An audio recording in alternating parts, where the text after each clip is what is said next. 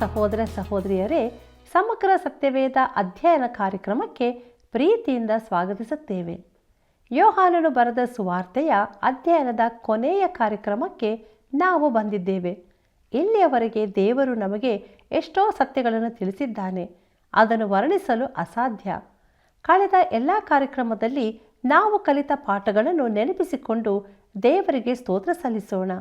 ನೀವು ನೀಡಿದ ಅಮೂಲ್ಯ ಕರೆಗಳಿಗಾಗಿ ವಂದನೆಗಳನ್ನು ಸಲ್ಲಿಸ್ತೇವೆ. ಪ್ರಿಯರೇ, ಇಂದಿನ ಅಧ್ಯಯನದಲ್ಲಿ ಕರ್ತನಿಂದಲೇ ಸೇವೆಗೆ ಪ್ರೇರಣೆ ಹಾಗೂ ಸೀಮೋನನೊಂದಿಗೆ ಯೇಸು ನಡೆಸಿದ ವಿಶೇಷ ಸಂದರ್ಶನ ಎಂಬ ವಿಷಯಗಳನ್ನು ತಿಳಿದುಕೊಳ್ಳಲಿರುವೆವು. ಆದುದರಿಂದ ಕರ್ತನು ತಾನೇ ನಮ್ಮನ್ನು ನಡೆಸಿ ಬಲಪಡಿಸಲಿ.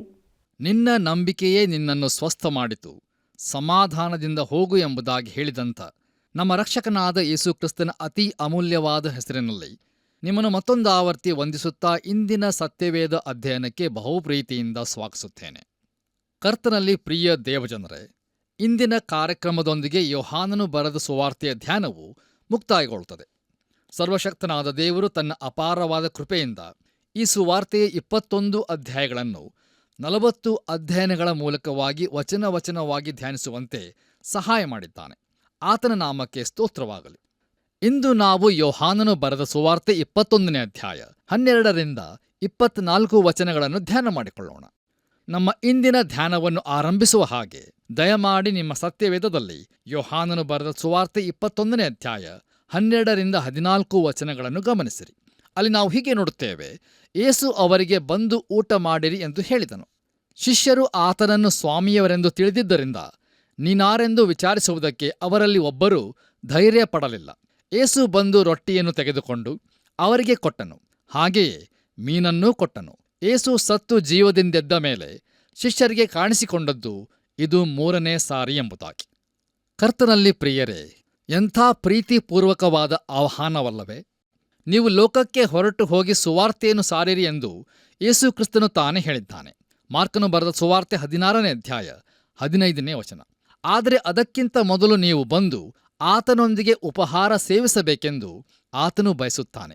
ಇಲ್ಲಿ ಅತಿ ಸುಂದರವಾದದ್ದೇನೆಂದರೆ, ಪುನರುತ್ಥಾನನಾದ ಕರ್ತನು ಸ್ವತಃ ದೇವರಾಗಿರುವವನು ತಾನೇ ಅವರಿಗೆ ಉಣಿಸುತ್ತಾನೆ.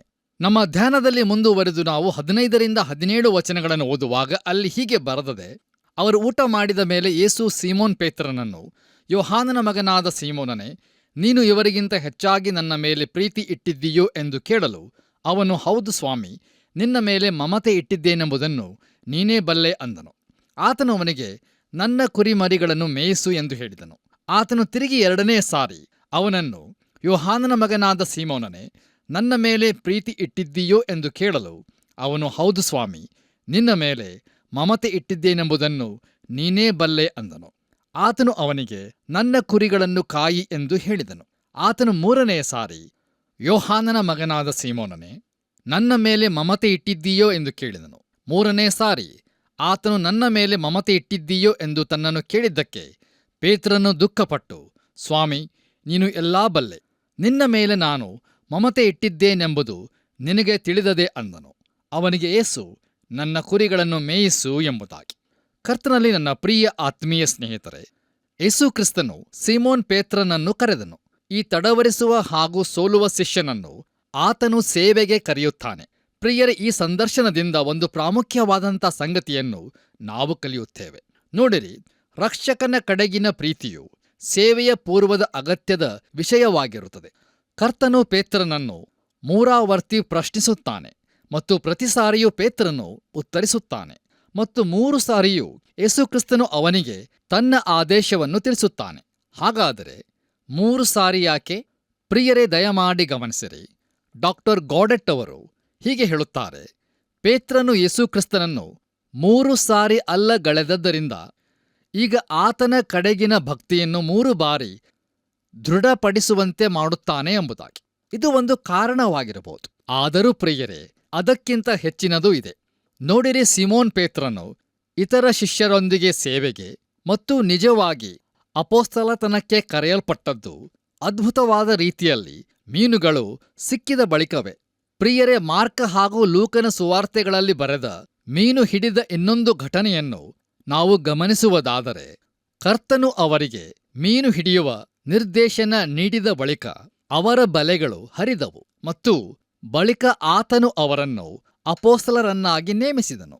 ಮುಂದಕ್ಕೆ ನಾವು ನೋಡುವ ಹಾಗೆ ಯೇಸುಕ್ರಿಸ್ತನು ಹಿಡಿಯಲ್ಪಟ್ಟ ರಾತ್ರಿಯಲ್ಲಿ ಅರಮನೆಯ ಅಂಗಳದಲ್ಲಿದ್ದ ಬೆಂಕಿ ಕಾಯಿಸಿಕೊಳ್ಳುವ ಆ ಚಿಕ್ಕ ಬೆಂಕಿಯ ಬಳಿ ಪೇತ್ರನು ತನ್ನ ಆದೇಶವನ್ನು ಕಳಕೊಂಡನು. ಅಲ್ಲಿ ಅವನು ಕರ್ತನನ್ನು 3 ಸಾರಿ ಅಲ್ಲಗಳೆದನು. ಹೌದು ಪ್ರಿಯರೇ, ಅವನು ಅಲ್ಲಿಗೆ ಹೋಗಬಾರದಿತ್ತು, ಆದರೂ ಹೋದನು ಮತ್ತು ಹಾಗೆ ಹೋದಾಗ ಈ ಹೀನ ಅಲ್ಲಗಳೆಯುವಿಕೆಯನ್ನು ಮಾಡಿದನು. ಕರ್ತನಲ್ಲಿ ನನ್ನ ಪ್ರಿಯ ಸಹೋದರ ಸಹೋದರಿಯರೇ, ಈಗ ಗಲಿಲಾಯ ಸಮುದ್ರದ ಬಳಿಯಲ್ಲಿ ಕೆಂಡಗಳ ಸುತ್ತ ಅದ್ಭುತವಾದಂಥ ಮೀನುಗಳ ಬೇಟೆಯ ಬಳಿಕ ಕರ್ತನಾದ ಯೇಸುಕ್ರಿಸ್ತನು ಅವನೊಂದಿಗೆ ತನ್ನ ಆದೇಶವನ್ನು ಪುನಃ ಸ್ಥಾಪಿಸುವುದು ಅತಿ ಆಸಕ್ತಿಕರವಾದಂಥ ವಿಚಾರವಲ್ಲವೇ? ಪ್ರಿಯರೇ, ಎಂತಹ ಆತ್ಮೀಯ ಸೌಂದರ್ಯದ ದೃಶ್ಯ ಇದಾಗಿದೆಯಲ್ಲವೇ? ಸ್ವಲ್ಪ ಆಲೋಚಿಸಿ ನೋಡಿರಿ. ಕರ್ತನಲ್ಲಿ ಪ್ರಿಯ ಆತ್ಮೀಯ ಬಂಧುಗಳೇ, ಪೇತ್ರನೊಂದಿಗೆ 3 ಸಾರಿ ಪ್ರಶ್ನೆ ಕೇಳಿದಾಗ ಅದು ಪುನರಾವರ್ತನೆಯ ಹಾಗೆ ಕಂಡರೂ ಅದು ಹಾಗಲ್ಲ. ಪ್ರಶ್ನೆಗಳು ಸಮಾನವಾಗಿರುವಂತೆ ಕಂಡರೂ ಒಂದೇ ಆಗಿಲ್ಲ. ಮೊದಲನೆಯ ಪ್ರಶ್ನೆ, ಅವರು ಊಟ ಮಾಡಿದ ಮೇಲೆ ಯೇಸು ಸೀಮೋನ್ ಪೇತ್ರನನ್ನು, ಯೋಹಾನನ ಮಗನಾದ ಸೀಮೋನನೇ, ನೀನು ಇವರಿಗಿಂತ ಹೆಚ್ಚಾಗಿ ನನ್ನ ಮೇಲೆ ಪ್ರೀತಿ ಇಟ್ಟಿದ್ದೀಯೋ ಎಂದು ಕೇಳಲು ಅವನು, ಹೌದು ಸ್ವಾಮಿ, ನಿನ್ನ ಮೇಲೆ ಮಮತೆ ಇಟ್ಟಿದ್ದೇನೆಂಬುದನ್ನು ನೀನೇ ಬಲ್ಲೆ ಅಂದನು. ಆತನು ಅವನಿಗೆ, ನನ್ನ ಕುರಿಮರಿಗಳನ್ನು ಮೇಯಿಸು ಎಂದು ಹೇಳಿದನು ಎಂಬುದಾಗಿ. ಯೋಹಾನನು ಬರೆದ ಸುವಾರ್ತೆ 21ನೇ ಅಧ್ಯಾಯ 15ನೇ ವಚನ. ದೇವರು ಪ್ರೀತಿಸುವ ಪ್ರಿಯರೇ, ಈಗ ನಮ್ಮ ಕರ್ತನಾದ ಯೇಸುಕ್ರಿಸ್ತನು ಆರಂಭಿಸುವ ಹಾಗೆ ಅವನನ್ನು ಸೀಮೋನನೇ ಎಂದು ಕರೆದನು. ಇದು ಬಹು ಆಸಕ್ತಿಕರವಾಗಿದೆ. ನೋಡಿರಿ, ಆತನು ಯಾಕೆ ಅವನನ್ನು ಸೀಮೋನನೇ ಎಂಬುದಾಗಿ ಕರೆದನು? ಪ್ರಿಯರೇ, ದಯಮಾಡಿ ಗಮನಿಸಿರಿ. ಕರ್ತನಾದ ಯೇಸುಕ್ರಿಸ್ತನು ಈ ಮನುಷ್ಯನನ್ನು ಮೊಟ್ಟಮೊದಲನೆಯ ಸಾರಿ ಭೇಟಿಯಾದದ್ದನ್ನು ನಾವು ಸ್ಮರಿಸಿಕೊಳ್ಳುವುದಾದರೆ, ಅಂದ್ರೆಯನು ಅವನನ್ನು ಯೇಸುವಿನ ಬಳಿಗೆ ಕರೆತಂದಿದ್ದನು. ಯೇಸುಕ್ರಿಸ್ತನು ಅವನನ್ನು ನೋಡಿದಾಗ ಆತನು ಅವನಿಗೆ, ನೀನು ಯೋಹಾನನ ಮಗನಾದ ಸೀಮೋನನು, ಇನ್ನು ಮೇಲೆ ನೀನು ಕೇಫನೆನಿಸಿಕೊಳ್ಳುವಿ. ಅದರ ಅರ್ಥ ವಿವರಣೆಯು ಗುಂಡು ಅಥವಾ ಬಂಡೆಗಲ್ಲು ಎಂಬುದಾಗಿ ಇರುತ್ತದೆ ಎಂದು ಪರಿಣಾಮಕಾರಿಯಾದ ರೀತಿಯಲ್ಲಿ ಹೇಳಿದ್ದನು. ನೋಡಿರಿ, ಕೇಫನು ಎಂಬುದು ಬಂಡೆ ಮಾನವ ಎಂಬುದಕ್ಕೆ ಅರಮಾಯ ಭಾಷೆಯ ಪದವಾಗಿರುತ್ತದೆ ಮತ್ತು ಗ್ರೀಕ್ ಭಾಷೆಯಲ್ಲಿ ಅದು ಪೇತ್ರೋಸ್ ಎಂಬುದಾಗಿರುತ್ತದೆ ಮತ್ತು ಆ ಹೆಸರು ಅವನಿಗೆ ಅಂಟಿಕೊಂಡಿತು. ನಾವು ಅದನ್ನು ಫಿಲಿಪ್ಪನ ಕೈಸರಯದಲ್ಲಿ ಅವನು ಯೇಸುಕ್ರಿಸ್ತನ ಕುರಿತಾಗಿ ಅದ್ಭುತವಾದ ಸಾಕ್ಷಿಯನ್ನು ನೀಡಿ, ನೀನು ಬರಬೇಕಾಗಿರುವ ಕ್ರಿಸ್ತನು ಜೀವ ಸ್ವರೂಪನಾದ ದೇವರ ಕುಮಾರನು ಎಂದು ಹೇಳಿದಾಗ ಕರ್ತನಾದ ಯೇಸುಕ್ರಿಸ್ತನು ಪ್ರತ್ಯುತ್ತರವಾಗಿ, ಯೋನನ ಮಗನಾದ ಸೀಮೋನನೇ, ನೀನು ಧನ್ಯನು ಎಂಬುದಾಗಿ ಆತನು ಅವನಿಗೆ ಮುಂಚೆ ಇದ್ದ ಹೆಸರಿಗೆ ಹೋಗುತ್ತಾ ಇದ್ದಾನೆ. ಇಲ್ಲಿಂದ ಮುಂದೆ ನೀನು ಬಂಡೆ ಮಾನವನಾಗಿರುವುದರಿಂದ ನೀನು ಪೇತ್ರ ಎಂದು ಕರೆಯಲ್ಪಡುವಿ. ನೀನು ಯಾವುದೋ ಒಂದಕ್ಕಾಗಿ ನಿಲ್ಲುವ ಮನುಷ್ಯನಾಗಿರುವಿ. ಆದರೆ ಸದ್ಯದ ಮಟ್ಟಿಗೆ ಇನ್ನೂ ಒಂದು ಪ್ರಶ್ನೆ ಇರುತ್ತದೆಂದು ಹೇಳಿದನು. ಆದದರಿಂದ ಕರ್ತನು ಅವನಿಗೆ ಅವನ ಹಳೆಯ ಹೆಸರನ್ನು ಜ್ಞಾಪಕಪಡಿಸುತ್ತಾ ಇದ್ದಾನೆ. ಕರ್ತನಲ್ಲಿ ನನ್ನ ಪ್ರಿಯ ಸಹೋದರ ಸಹೋದರಿಯರೇ, ಗ್ರೀಕ್ ಭಾಷೆಯ ಮೂಲದಲ್ಲಿನ 3 ಶಬ್ದಗಳು ನಮ್ಮ ಕನ್ನಡ ಭಾಷೆಯಲ್ಲಿ ಒಂದೇ ಶಬ್ದದಲ್ಲಿ ಪ್ರೀತಿ ಎಂಬುದಾಗಿ ಭಾಷಾಂತರಿಸಲ್ಪಟ್ಟಿದೆ. ಆಂಗ್ಲ ಭಾಷೆಯಲ್ಲಿ ತುಂಬಾ ಪದಗಳು ಇರುವುದಿಲ್ಲ. ಆದರೆ ಗ್ರೀಕ್ ಭಾಷೆಯಲ್ಲಿ ಈ ಪ್ರೀತಿ ಎಂಬುದಕ್ಕೆ 3 ಪದಗಳು ಇರುತ್ತವೆ. ಪ್ರಿಯರೇ, ದಯಮಾಡಿ ಗಮನಿಸಿರಿ. ಮೊದಲನೆಯ ಶಬ್ದ ಇರೋಸ್ ಎಂಬುದಾಗಿ. ನೋಡಿರಿ, ಈ ಶಬ್ದದಿಂದಾಗಿ ಪ್ರೀತಿಯ ಮಟ್ಟವನ್ನು ಕೆಳಕ್ಕೆ ಇಳಿಸಿದಂತಾಯಿತು. ಇದನ್ನು ಗ್ರೀಕರು ಹಾಗೆ ಮಾಡಿ ಅದಕ್ಕೆ ವ್ಯಕ್ತಿ ಚಿತ್ರಣವನ್ನು ಕೊಟ್ಟರು. ಇರೋಸನ್ನು ಒಬ್ಬ ದೇವತೆಯಾಗಿ ಮಾಡಿ ಅದರೊಂದಿಗೆ ಅಫ್ರೋದಿತನನ್ನು ಸೇರಿಸಿದರು. ಪ್ರಿಯರೇ, ಈಗ ಆ ಹೆಸರುಗಳು ವೀನಸ್ ಹಾಗೂ ಕ್ಯೂಪಿಡ್ ಎಂಬುದಾಗಿ ಕರೆಯಲ್ಪಡುತ್ತವೆ. ಇವು ರೋಮಾಯರ ಹೆಸರುಗಳು. ಈ ಇರೋಸ್ ಎಂಬ ಶಬ್ದವು ಭೋಗಾಸಕ್ತಿಯನ್ನು ಸೂಚಿಸುವುದರಿಂದ ಈ ಶಬ್ದವನ್ನು ಸತ್ಯವೇದದಲ್ಲಿ ಉಪಯೋಗಿಸಲ್ಪಟ್ಟಿಲ್ಲ. ಪ್ರಿಯರೇ, ಇನ್ನು 2ನೆಯ ಗ್ರೀಕ್ ಪದವು ಫಿಲಿಯೋ ಎಂಬುದಾಗಿ. ಪ್ರಿಯರೇ, ಇದು ಸ್ನೇಹ ಸಂಬಂಧವನ್ನು ಸೂಚಿಸುತ್ತದೆ. ಅಷ್ಟೇ ಅಲ್ಲದೆ ಇದು ಮಾನವ ಸಂಬಂಧಗಳಲ್ಲಿರುವ ಸಹಜ ಪ್ರೀತಿ ಹಾಗೂ ಸಂಬಂಧಗಳನ್ನು ನಿರೂಪಿಸುವುದಾಗಿದೆ. ಅದರಿಂದಲೇ ಫಿಲೆಡೆಲ್ಫಿಯಾ ಎಂಬ ಶಬ್ದವು ಬಂದಿದೆ. ಅದರ ಅರ್ಥ ಸಹೋದರ ಪ್ರೀತಿಯ ನಗರ ಎಂದಾಗುತ್ತದೆ. ಪ್ರಿಯರೇ, ಇನ್ನು 3ನೆಯ ಗ್ರೀಕ್ ಶಬ್ದ ಅಗಾಪೆ ಎಂಬುದಾಗಿ. ನೋಡಿರಿ, ಇದು ಪ್ರೀತಿಗೆ ಸೂಚಿಸಲ್ಪಟ್ಟು ಅತಿ ಗೌರವದ ಹಾಗೂ ಉನ್ನತ ಮಟ್ಟದ ಶಬ್ದವಾಗಿದೆ. ಹೌದು, ಅದು ಘನತೆಯ ಶಬ್ದ ಮತ್ತು ಅದು ದೈವಿಕ ಪದವಾಗಿದೆ. ಯಾಕಂದರೆ ಅದು ದೇವರ ಪ್ರೀತಿಯ ಸೂಚಕವಾಗಿದೆ.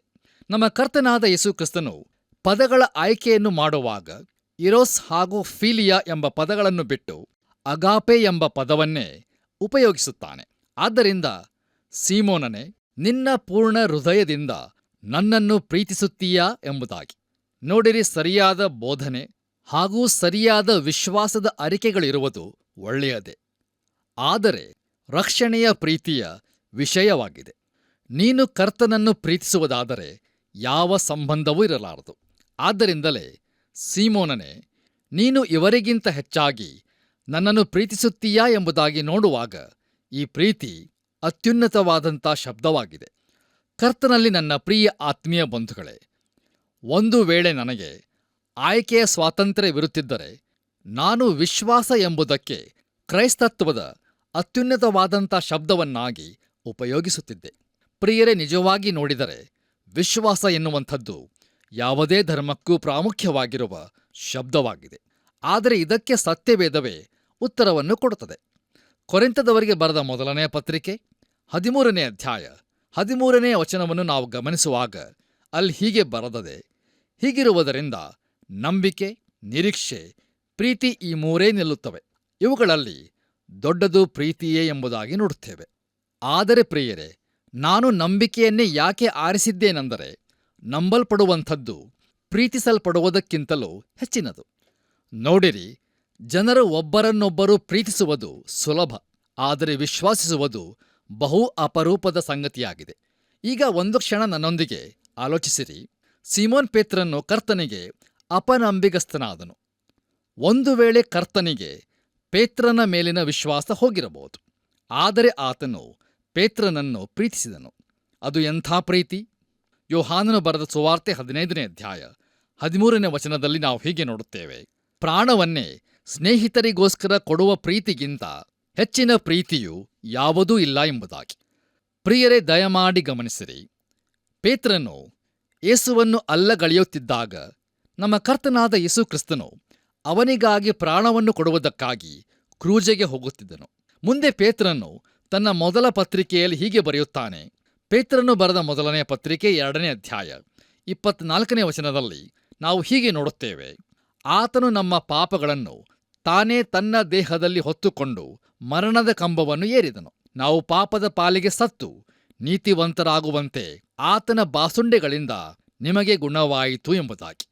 ಕರ್ತನಲ್ಲಿ ಪ್ರಿಯ ದೇವಜನರೇ, ಈಗ ಕರ್ತನು ಪೇತ್ರನಿಗೆ ಹಾಕುವಂಥ ಮೊದಲನೆಯ ಪ್ರಶ್ನೆಯನ್ನು ಗಮನಿಸುವುದಾದರೆ ಅಲ್ಲಿ ಹೀಗೆ ನೋಡುತ್ತೇವೆ, ನೀನು ಇವರಿಗಿಂತ ಹೆಚ್ಚಾಗಿ ನನ್ನ ಮೇಲೆ ಪ್ರೀತಿ ಇಟ್ಟಿದ್ದೀಯೋ ಎಂಬುದಾಗಿ.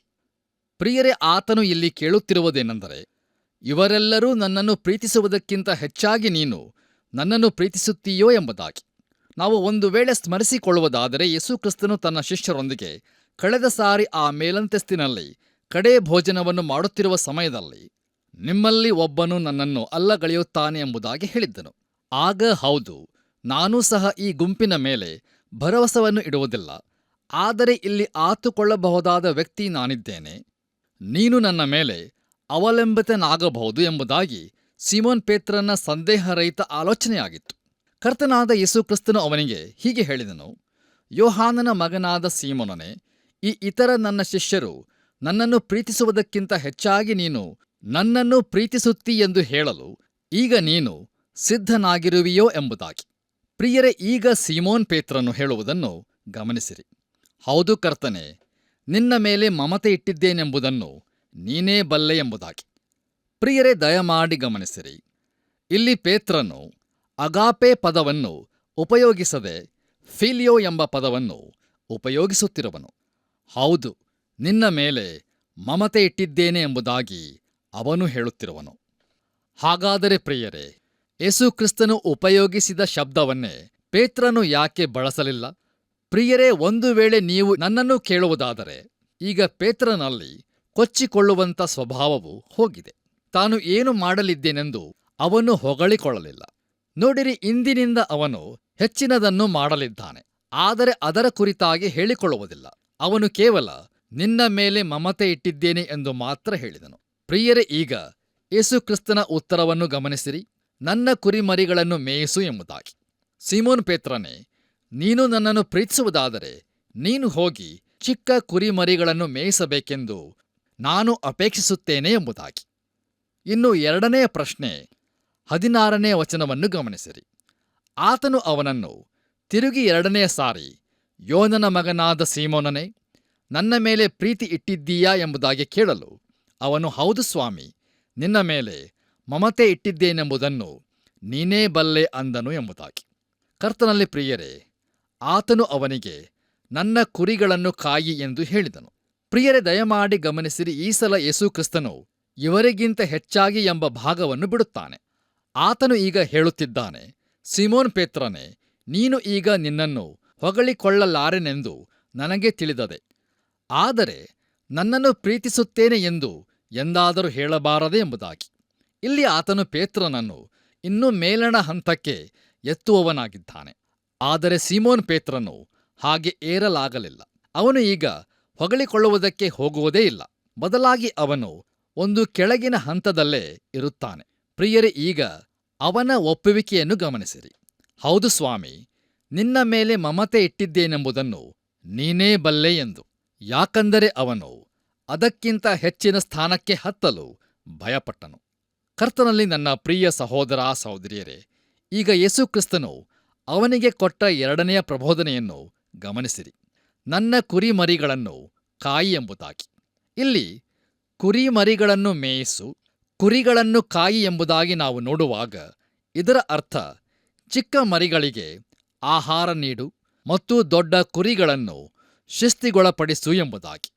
ಆದರೆ ಪ್ರಿಯರೇ, ಇಂದಿನ ದಿನಮಾನಗಳಲ್ಲಿ ಇದಕ್ಕೆ ವ್ಯತಿರಿಕ್ತವಾದದ್ದನ್ನು ನಾವು ನೋಡುತ್ತೇವೆ. ಅಂದರೆ ನಾವು ಮರಿಗಳನ್ನು ಶಿಕ್ಷಿಸುತ್ತೇವೆ ಮತ್ತು ದೊಡ್ಡ ಕುರಿಗಳಿಗೆ ಆಹಾರವನ್ನು ಕೊಡುತ್ತೇವೆ. ಪ್ರಿಯ ದೇವಜನರೇ, ಕರ್ತನ ರೀತಿ ಇದಲ್ಲ. ನಾವು ಮರಿಗಳಿಗೆ ಆಹಾರವನ್ನು ಕೊಟ್ಟು ದೊಡ್ಡ ಕುರಿಗಳನ್ನು ಶಿಕ್ಷಿಸಬೇಕು ಹಾಗೂ ಶಿಸ್ತಿನಲ್ಲಿ ಇಡಬೇಕು. ಯಾಕೆ ಗೊತ್ತಾ? ಯಾಕಂದರೆ ಚಿಕ್ಕ ಮರಿಗಳು ದೊಡ್ಡ ಕುರಿಗಳನ್ನು ಹಿಂಬಾಲಿಸುತ್ತವೆ. ಆದ್ದರಿಂದ ಪ್ರಿಯರೇ, ದೊಡ್ಡ ಕುರಿಗಳು ಶಿಸ್ತಿನಲ್ಲಿ ಇರುವುದು ಬಹು ಅವಶ್ಯಕ. ದಯಮಾಡಿ ಆಲೋಚಿಸಿ ನೋಡಿರಿ. ಇನ್ನು ಮೂರನೇ ಪ್ರಶ್ನೆ, ಮೂರನೇ ಸಾರಿ ಯೇಸು ಕ್ರಿಸ್ತನು ನೀನು ನನ್ನ ಮೇಲೆ ಮಮತೆ ಇಟ್ಟಿದ್ದೀಯೋ ಎಂದು ಪೇತ್ರನನ್ನು ಕೇಳಿದನು.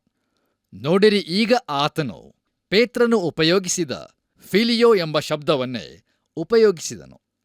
ಪ್ರಿಯರೇ, ಈಗ ಪೇತ್ರನ ಮೂರನೆಯ ಅರಿಕೆಯನ್ನು ಗಮನಿಸಿರಿ. ಪೇತ್ರನು ತನ್ನನ್ನು ಮೂರನೇ ಸಲ ಕೇಳಿದ್ದಕ್ಕೆ ದುಃಖಪಟ್ಟು, ಸ್ವಾಮಿ, ನೀನು ಎಲ್ಲಾ ಬಲ್ಲೆ, ನಾನು ನಿನ್ನ ಮೇಲೆ ಮಮತೆ ಇಟ್ಟಿದ್ದೇನೆಂದು ನಿನಗೆ ತಿಳಿದದೆ ಅಂದನು ಎಂಬುದಾಗಿ. ಕರ್ತನಲ್ಲಿ ನನ್ನ ಪ್ರಿಯ ಸಹೋದರ ಸಹೋದರಿಯರೇ, ಈಗ ನಾವು ನಮ್ಮ ಕರ್ತನಿಗೂ ಹಾಗೂ ಪೇತ್ರನಿಗೂ ಆದ ಈ ಸಂಭಾಷಣೆಯ ನಿಜ ಅರ್ಥವನ್ನು ತಿಳಿದುಕೊಳ್ಳೋಣ. ಮೂರನೇ ಸಾರಿ ಕೇಳಿದನೆಂದು ದುಃಖಪಟ್ಟದ್ದಲ್ಲ, ಆದರೆ ಆತನು ತನ್ನ ಮಟ್ಟಕ್ಕೆ ಇಳಿದು ತನ್ನ ಶಬ್ದವನ್ನೇ ಪ್ರಯೋಗಿಸಿದ್ದಕ್ಕಾಗಿ ಪೇತ್ರನು ದುಃಖಗೊಂಡನು. ನೋಡಿರಿ, ಈಗಲೂ ಸೀಮೋನ್ ಪೇತ್ರನು ಮೇಲಕ್ಕೇರಲು ಸಿದ್ಧನಿರಲಿಲ್ಲ. ತನಗೆ ಮಮತೆ ಇದೆ ಎಂದು ಮಾತ್ರ ಹೇಳಬಲ್ಲನು. ಹಾಗೂ ಈ ಸಂಗತಿಯು ಕರ್ತನಿಗೆ ಗೊತ್ತಿರುತ್ತದೆ. ಈಗ ಅವನು ಕೊಚ್ಚಿಕೊಳ್ಳುತ್ತಿಲ್ಲ. ಯಾಕಂದರೆ ತನ್ನ ಹೃದಯದಲ್ಲಿ ನಿಜವಾದ ಪ್ರೀತಿ ಇದೆ ಎಂಬುದು ಕರ್ತನಿಗೆ ಗೊತ್ತಿದೆ ಎಂದು ಅವನು ತಿಳಿದಿದ್ದನು. ಈಗ ಮೂರನೆಯ ಪ್ರಬೋಧನೆ ನನ್ನ ಕುರಿಗಳನ್ನು ಮೇಯಿಸು ಎಂಬುದಾಗಿ. ಇಲ್ಲಿ ಅದು ನನ್ನ ಕುರಿಗಳಿಗೆ ಆಹಾರ ನೀಡು ಎಂದಾಗುತ್ತದೆ. ಯಾಕಂದರೆ ಪ್ರಿಯರೇ, ಕುರಿಗಳಿಗೂ ಸಹ ಆಹಾರದ ಅಗತ್ಯತೆಯೂ ಇರುತ್ತದೆ. ಬನ್ನಿರಿ ಪ್ರಿಯರೇ, ಈಗ ದಯಮಾಡಿ ನಿಮ್ಮ ಸತ್ಯವೇದದಲ್ಲಿ ಯೋಹಾನನು ಬರೆದ ಸುವಾರ್ತೆ 21ನೇ ಅಧ್ಯಾಯ 18 ಹಾಗೂ 19ನೇ ವಚನಗಳನ್ನು ನನ್ನೊಂದಿಗೆ ಗಮನಿಸಿರಿ.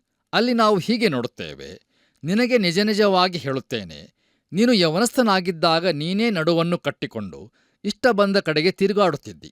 ಆದರೆ ನೀನು ಮುದುಕನಾದಾಗ ನಿನ್ನ ಕೈಗಳನ್ನು ಚಾಚುವಿ. ಮತ್ತೊಬ್ಬನು ನಿನ್ನ ನಡುವನ್ನು ಕಟ್ಟಿಕೊಂಡು ನಿನಗೆ ಇಷ್ಟವಿಲ್ಲದ ಕಡೆಗೆ ನಿನ್ನನ್ನು ತೆಗೆದುಕೊಂಡು ಹೋಗುವನು ಎಂದು ಹೇಳಿದನು. ಅವನು ಎಂಥ ಸಾವಿನಿಂದ ದೇವರನ್ನು ಮಹಿಮೆಪಡಿಸುವನು ಎಂಬುದನ್ನು ಆತನು ಈ ಮಾತಿನಿಂದ ಸೂಚಿಸಿದನು ಎಂಬುದಾಗಿ. ಕರ್ತನಲ್ಲಿ ನನ್ನ ಪ್ರಿಯ ಆತ್ಮೀಯ ಸ್ನೇಹಿತರೆ, ದಯಮಾಡಿ ಗಮನಿಸಿರಿ.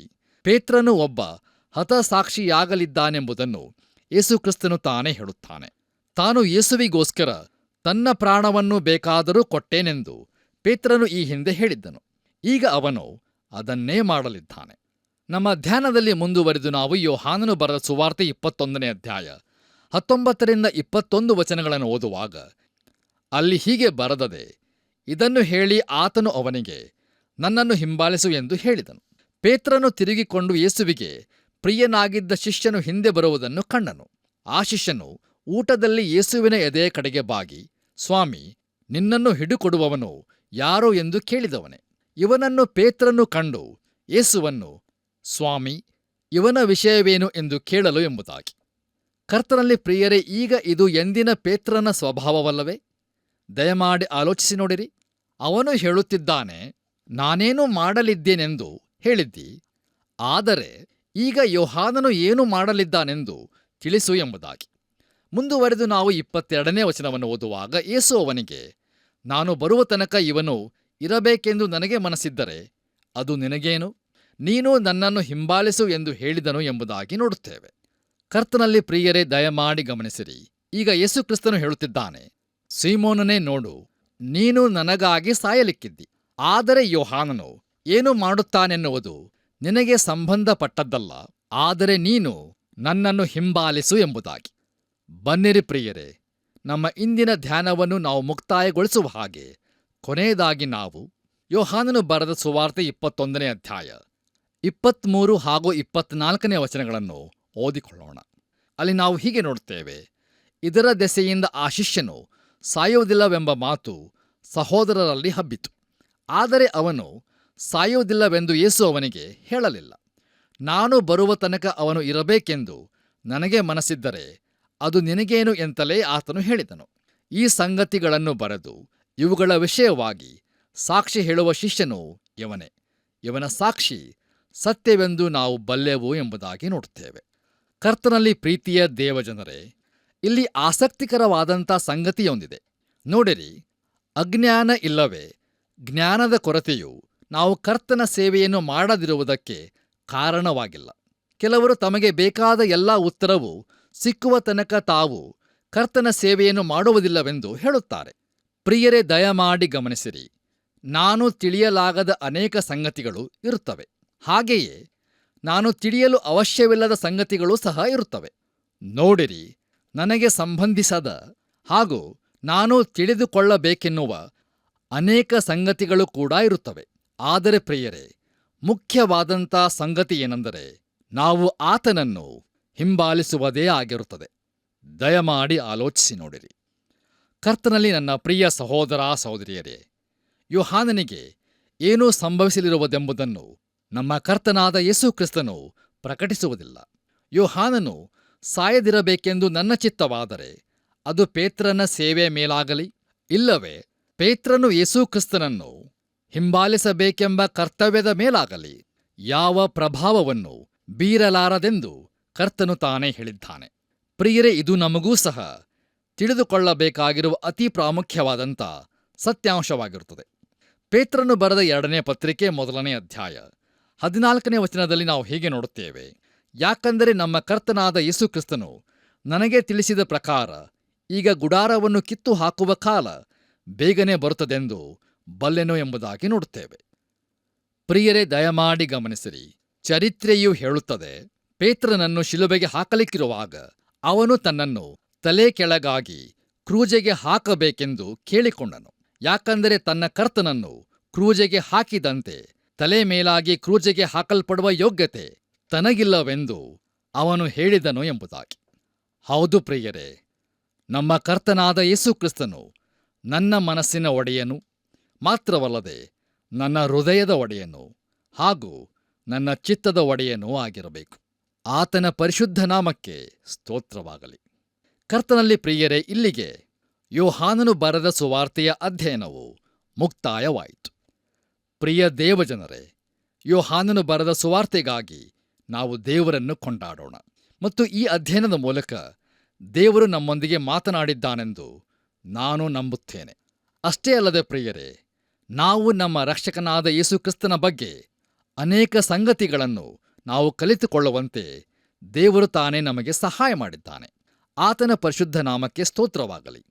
ಆದ್ದರಿಂದ ಪ್ರಿಯರೇ, ನಾವು ಬರೀ ಕೇಳುವವರಾಗಿರದೆ, ಕರ್ತನು ತನ್ನ ಕೃಪೆಯಲ್ಲಿ ನಮಗೆ ಅನುಗ್ರಹಿಸಿದ ಆತ್ಮಿಕ ಸತ್ಯಾಂಶಗಳನ್ನು ನಾವು ನಮ್ಮ ಜೀವಿತದಲ್ಲಿ ಅಳವಡಿಸಿಕೊಂಡು ದೇವರ ವಾಕ್ಯಕ್ಕೆ ವಿಧೇಯರಾಗಿ ಜೀವಿಸುತ್ತಾ, ನಮ್ಮ ಕರ್ತನು ಆದೇಶಿಸಿದಂತೆ ನಾವೂ ಸಹ ನಾವಿರುವ ಸ್ಥಳದಲ್ಲಿಯೇ ಆತನ ನಿಜ ಸಾಕ್ಷಿಗಳಾಗಿ ಜೀವಿಸುತ್ತಾ ನಮ್ಮ ಜೀವಿತದ ಮೂಲಕ ಆತನನ್ನು ಮಹಿಮೆಪಡಿಸೋಣ. ಹಾಗಾಗುವಂತೆ ತಂದೆಯಾದ ದೇವರು ನಮ್ಮೆಲ್ಲರಿಗೂ ಸಹಾಯ ಮಾಡಿ ನಡೆಸಲಿ. ಆಮೆನ್. ಪ್ರಿಯರೇ, ಯೋಹಾನನು ಬರೆದ ಸುವಾರ್ತೆಯ ಅಧ್ಯಯನದ ಕೊನೆಯ ಕಾರ್ಯಕ್ರಮದಲ್ಲಿ ನಾವು ಬಹು ಗಂಭೀರವಾದ ಸಂಗತಿಗಳನ್ನು ತಿಳಿದುಕೊಂಡೆವು. ಪುನರುತ್ಥಾನವಾದ ಕರ್ತನು ಸ್ವತಃ ದೇವರಾಗಿದ್ದು ನಮ್ಮೊಂದಿಗೆ ಅನ್ಯೋನ್ಯತೆಯನ್ನು ಬಯಸ್ತಾನೆ. ಸೋಲು ಎಡವಿ ಬೀಳುವ ಜೀವಿತಕ್ಕೆ ಆತನ ಪ್ರೀತಿಯ ಕರೆಯ ಸಹಾಯವಿರುತ್ತದೆ ಹಾಗೂ ನಾವೆಲ್ಲರೂ ಆತನ ಸೇವೆಯನ್ನು ಮಾಡಬೇಕೆಂಬುದೇ ಆತನ ಚಿತ್ತವಾಗಿದೆ. ಯೋಹಾನನು ಬರೆದ ಸುವಾರ್ತೆಯ ಅಧ್ಯಯನದಲ್ಲಿ ದೇವರು ನಮಗೆ ತಿಳಿಸಿದ ಸತ್ಯಕ್ಕೆ ವಿಧೇಯರಾಗಿ ಕ್ರಿಸ್ತನ ಸುವಾರ್ಥ ಸೇವೆಯಲ್ಲಿ ಮುಂದೆ ಮುಂದೆ ಸಾಗೋಣ. ಬನ್ನಿರಿ, ಪ್ರಾರ್ಥನೆಯನ್ನು ಮಾಡೋಣ. ಪ್ರೀತಿಯುಳ್ಳ ಯೇಸುಸ್ವಾಮಿ, ಇಷ್ಟು ಒಳ್ಳೆ ಸಮಯವನ್ನು ಕೊಟ್ಟಿದ್ದಿ. ಯೋಹಾನನು ಬರೆದಂಥ ಸುವಾರ್ತೆಯನ್ನು ನಾವು ಧ್ಯಾನಿಸ್ಲಿಕ್ಕಾಗುವಂತೆ ನೀನು ನಿನ್ನ ಪರಿಶುದ್ಧಾತ್ಮನ ಸಹಾಯವನ್ನು ಕೊಟ್ಟು ನಮ್ಮೆಲ್ಲರನ್ನು ನಡೆಸಿದ್ದಿ. ನಿನಗೆ ಸ್ತೋತ್ರ. ಪ್ರಿಯ ವೀಕ್ಷಕರು, ಅವರು ಕೂಡ ನಿನ್ನ ವಾಕ್ಯವನ್ನು ಕೇಳಿ ನಿನ್ನಲ್ಲಿ ವಿಶ್ವಾಸವಿಟ್ಟು ಸೇವಿಸಲಿಕ್ಕಾಗುವಂತೆ ಕೃಪೆಯನ್ನು ಕೊಡು. ಯೇಸುವಿನ ಪರಿಶುದ್ಧ ನಾಮದಲ್ಲಿ ಬೇಡಿ ಹೊಂದಿದ್ದೇವೆ ತಂದೆಯೇ, ಆಮೇನ್. ಪ್ರಿಯರೇ, ಸಮಗ್ರ ಸತ್ಯವೇದ ಅಧ್ಯಯನವು ನಮ್ಮೆಲ್ಲರಿಗೆ ಆಶೀರ್ವಾದದಾಯಕವಾಗಿದೆ ಅಲ್ಲವೇ? ದೇವರಿಗೆ ಸ್ತೋತ್ರವಾಗಲಿ. ಮುಂದಿನ ಹೊಸ ಪುಸ್ತಕದ ಅಧ್ಯಯನಕ್ಕೆ ಪ್ರಾರ್ಥನಾಪೂರ್ವಕವಾಗಿ ಸಿದ್ಧರಾಗಿರಿ. ಕರ್ತನ ಕೃಪೆಯು ನಿಮ್ಮ ಸಂಗಡ ಸದಾ ಇರಲಿ.